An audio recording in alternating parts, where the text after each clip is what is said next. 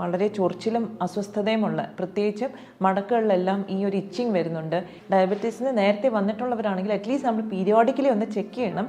കാരണം ഈ glucose levels എപ്പോൾ വേണമെങ്കിലും നമുക്ക് ഫ്ലക്ച്വേറ്റ് ചെയ്യാം.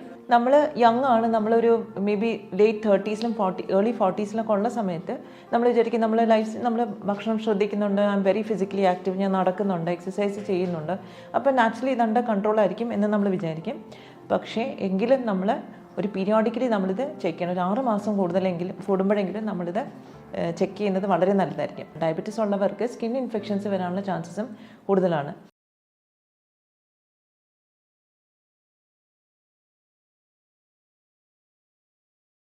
ഹലോ ഫ്രണ്ട്സ്, ഞാൻ ഡോക്ടർ തൃഷ്ണ, സമത്വം വെൽനസിൻ്റെ മെഡിക്കൽ ഡയറക്ടറും ചീഫ് ഫിസിഷ്യനുമാണ്, ട്രിവാൻഡ്രം.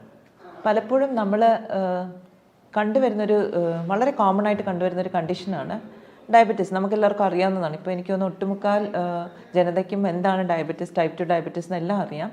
പക്ഷേ ഈ ഇടയായിട്ട് എനിക്ക് വന്നൊരു ഇൻട്രസ്റ്റിംഗ് കേസായിരുന്നു. I would like to share that with you. എൻ്റെ ക്ലോസ് ഫ്രണ്ടാണ്. പുള്ളിക്കാരി ഡയബറ്റീസിന് ജസ്റ്റേഷണൽ ഡയബറ്റീസ്, അതായത് പ്രഗ്നൻസി ടൈമിൽ ഡയബറ്റീസ് ഉണ്ടായിരുന്നു. അത് കഴിഞ്ഞപ്പം കുഴപ്പമില്ലായിരുന്നു, നോർമലായിരുന്നു. പക്ഷേ കുറേ കാലമായിട്ട് ചെക്ക് ചെയ്തില്ല. പക്ഷേ ഈ ഇടയ്ക്ക് എൻ്റെ അടുത്ത് വന്നത് എന്തിനാന്ന് വെച്ചാൽ കഴുത്തിലെല്ലാം ചുമന്ന് തുടുത്ത പാടുകൾ വരുന്നു, വളരെ വളരെ ചൊറിച്ചിലും അസ്വസ്ഥതയുമുള്ള, പ്രത്യേകിച്ച് മടക്കുകളിലെല്ലാം ഈ ഒരു ഇച്ചിങ് വരുന്നുണ്ട്, എന്താണ് ചെയ്യേണ്ടതെന്ന് ചോദിച്ചിട്ടാണ്. അപ്പോഴാണ് ഞാൻ ഹിസ്റ്ററി എടുത്തപ്പോഴത്തേക്ക് ഞാൻ ചോദിച്ചു, ഡയബറ്റീസിൻ്റെ ഇത് ചെക്ക് ചെയ്തിട്ട് എത്ര കാലമായി?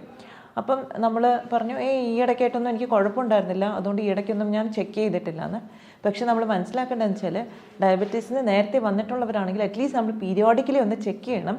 കാരണം ഈ ഗ്ലൂക്കോസ് ലെവൽസ് എപ്പോൾ വേണമെങ്കിലും നമുക്ക് ഫ്ലക്ച്വേറ്റ് ചെയ്യാം. അപ്പം അതുകൊണ്ട് തന്നെ ഞാൻ പുള്ളിക്കാരുടെ അടുത്തൊന്ന് പറഞ്ഞു, ഡയബറ്റിക് പാനലൊന്ന് ചെയ്തോളൂ, FBS-ഉം PPBS-ഉം HbA1c എല്ലാം. HbA1c വന്നപ്പോഴത്തേക്ക് we both were shock because it was around 10. അപ്പോൾ ഇതിൽ നമ്മൾ ഇമ്പോർട്ടൻ്റ് ആയിട്ടുള്ള കാര്യം എന്ന് വെച്ചാൽ it was uncontrolled diabetes type 2. ഇത് നമ്മൾ യങ് ആണ്, നമ്മളൊരു മേ ബി ലേറ്റ് 30s-ലും ഏർലി 40s-ലൊക്കെ ഉള്ള സമയത്ത് നമ്മൾ വിചാരിക്കും നമ്മൾ ഭക്ഷണം ശ്രദ്ധിക്കുന്നുണ്ട്, I'm very physically active, ഞാൻ നടക്കുന്നുണ്ട്, എക്സസൈസ് ചെയ്യുന്നുണ്ട്, അപ്പോൾ നാച്ചുറലി ഇതെൻ്റെ കൺട്രോളായിരിക്കും എന്ന് നമ്മൾ വിചാരിക്കും. പക്ഷേ എങ്കിലും നമ്മൾ ഒരു പീരിയോഡിക്കലി നമ്മളിത് ചെക്ക് ചെയ്യണം. ഒരു 6 മാസം കൂടുമ്പോഴെങ്കിലും നമ്മളിത് ചെക്ക് ചെയ്യുന്നത് വളരെ നല്ലതായിരിക്കും. കാരണം എന്തെങ്കിലും വേരിയേഷൻ ഉണ്ടെങ്കിൽ നമുക്ക് അപ്പോൾ തന്നെ അത് അഡ്രസ്സ് ചെയ്യാം. അപ്പോൾ coming back to skin conditions, ഡയബറ്റീസിലെ സ്കിൻ കണ്ടീഷൻസ് കോമൺ ആണോ? ഡെഫിനറ്റ്ലി. ഡയബറ്റിക് ഡെർമോപ്പത്തി എന്ന് പറഞ്ഞൊരു കണ്ടീഷനുണ്ട്, where skin can get affected because of diabetes. അത് കൂടാണ്ട് നമുക്ക് ഇൻഫെക്ഷൻസ് വരാനും ചാൻസസ് വളരെ കൂടുതലാണ്. ഡയബറ്റീസ് ഉള്ളവർക്ക് സ്കിൻ ഇൻഫെക്ഷൻസ് വരാനുള്ള ചാൻസസും കൂടുതലാണ്. പണ്ടൊക്കെ നമുക്കറിയാം വൂണ്ട് ഹീലിംഗ്, അതായത് ഒരു മുറിവ് വന്നാൽ പെട്ടെന്ന് ഉണങ്ങുന്നില്ല, അങ്ങനെയാണ് നമ്മൾ ഡയബറ്റീസിൻ്റെ ഡയഗ്നോസിസിന് പോകുന്നതൊക്കെ.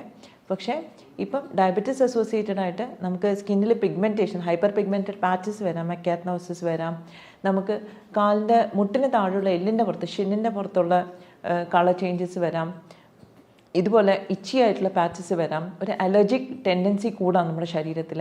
അപ്പോൾ ഡയബറ്റീസ് ഉള്ളവരെല്ലാം please look out for skin changes. നമ്മുടെ ശരീരത്തിൽ എന്തെങ്കിലും സ്കിൻ ചേഞ്ചസ് വരുന്നുണ്ടോ എന്ന് തീർച്ചയായിട്ടും നോക്കണം.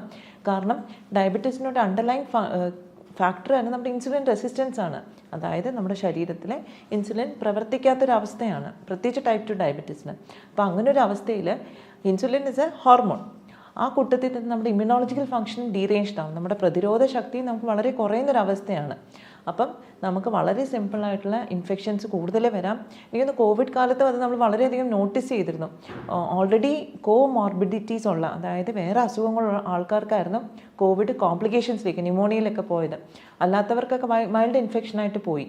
അപ്പോൾ അതുകൊണ്ട് തന്നെ നമുക്ക് ഒരു ഹിസ്റ്ററി ഓഫ് ഡയബറ്റീസ് ഉണ്ടെങ്കിൽ, ഈവൻ ജസ്റ്റേഷണൽ ഡയബറ്റീസ് ആയിരിക്കാം, നമ്മൾ ഒരിക്കൽ ചെക്ക് ചെയ്തപ്പോഴത്തേക്ക് നമുക്ക് ഉണ്ടായതാകാം, നമ്മൾ തീർച്ചയായിട്ടും അത് റെഗുലറായിട്ട് ചെക്ക് ചെയ്യണം.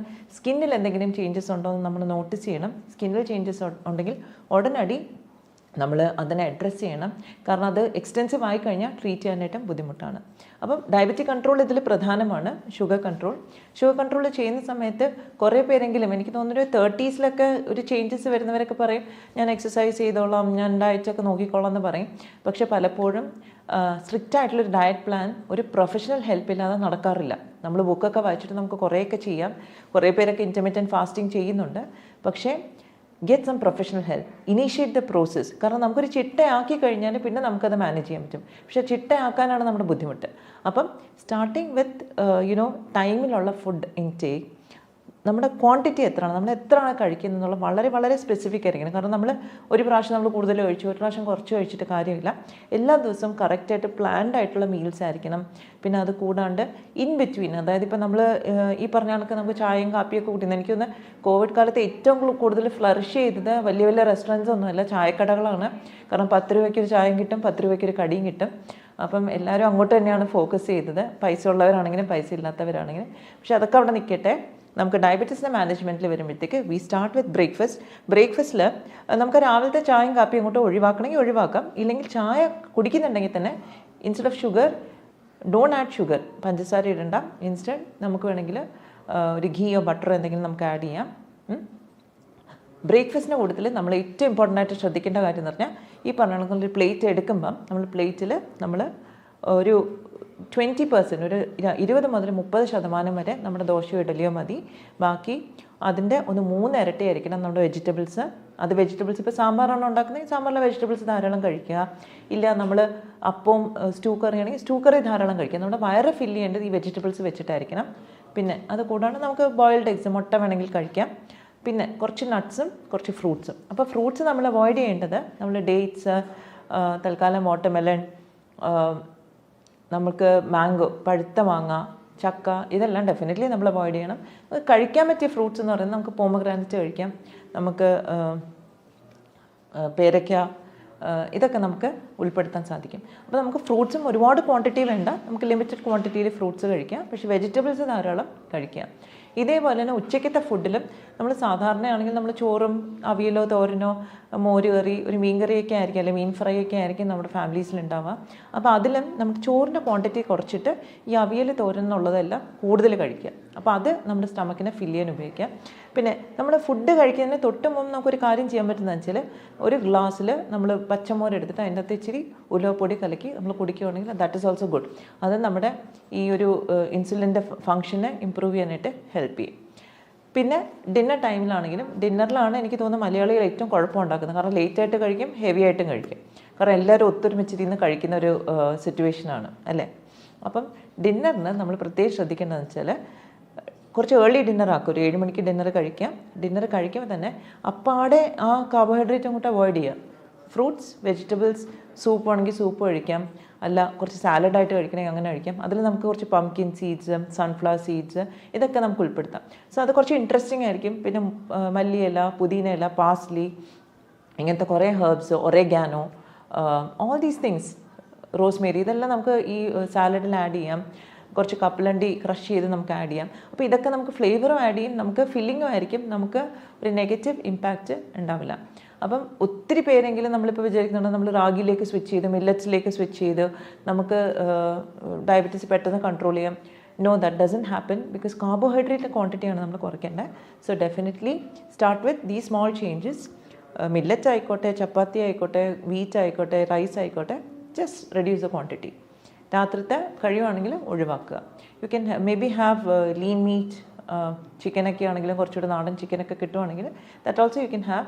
ബട്ട് ഐ പേഴ്സണലി പേഷ്യൻസിൻ്റെ അടുത്ത് പറയുന്നത് വെജിറ്റേറിയൻ സോഴ്സസിൽ നിന്ന് ആദ്യം കണ്ടെടുത്ത്, because initially we are also looking at cleansing. അതിനുശേഷം may be they can have non vegetarian food. അപ്പോൾ ഇത്രയും കാര്യങ്ങൾ നമ്മൾ ശ്രദ്ധിക്കണം ഡയബറ്റിക് കൺട്രോൾ വരുമ്പം. പിന്നെ exercise is definitely a must in case of diabetics. അപ്പോൾ ഡയബറ്റിക്സിന് എക്സസൈസ് എല്ലാവരും ജോലി ചെയ്യുന്നവരാണ്, സമയമില്ല. Don't worry, 10 minutes of walking in the morning, 10 minutes of specific exercises four diabetes, ഇത്രയും മാത്രം നമ്മൾ ചെയ്താൽ മതി. നമുക്ക് വേണ്ടുന്ന രീതിയിൽ നമുക്ക് ഷുഗറിനെ കൺട്രോൾ ചെയ്യാൻ പറ്റും. പിന്നെ സ്കിന്നിൽ വന്നിരിക്കുന്ന ലീഷൻസിനാണെങ്കിൽ, ഇഫ് ഇറ്റ് ഇസ് ഇച്ചി, നമുക്ക് വളരെ ചൊറിച്ചിലും ഡിസ്കംഫർട്ടും ഉള്ളതാണെങ്കിൽ ജസ്റ്റ് ഒരു സിമ്പിൾ അലോവേറ ജെല്ല് തേച്ചാൽ തന്നെ നമുക്ക് ആ ഇച്ചിനെസ്സും ആ റെഡിഷ്നെസ്സും കുറയ്ക്കാൻ സാധിക്കും. പിന്നെ അത് കൂടുതൽ എന്താണെന്നൊന്ന് ഇൻവെസ്റ്റിഗേറ്റ് ചെയ്യണം. ഇൻഫെക്ഷൻ ആണെങ്കിൽ ഡെഫിനറ്റ്ലി ഇൻഫെക്ഷൻ നമ്മൾ ട്രീറ്റ് ചെയ്യണം. പക്ഷെ അല്ല, ഇൻഫെക്ഷൻ ഇല്ല, ഒരു അലർജിക് ടെൻഡൻസി ആണെങ്കിൽ അലർജി ഓറിയൻറ്റഡ് ആയിട്ടുള്ള ട്രീറ്റ്മെൻറ്റ് നമ്മൾ സ്റ്റാർട്ട് ചെയ്യണം. അപ്പം അതിന് വേറൊരു പ്രോട്ടോക്കോളിലേക്ക് നമ്മൾ പോകണം. I hope I've answered skin related questions ഡയബറ്റീസിന്. കൂടുതൽ എന്തെങ്കിലും ഇതിനെക്കുറിച്ച് അറിയണമെങ്കിൽ തീർച്ചയായും കോൺടാക്റ്റ് ചെയ്യുക. We are here to help you. Thank you very much.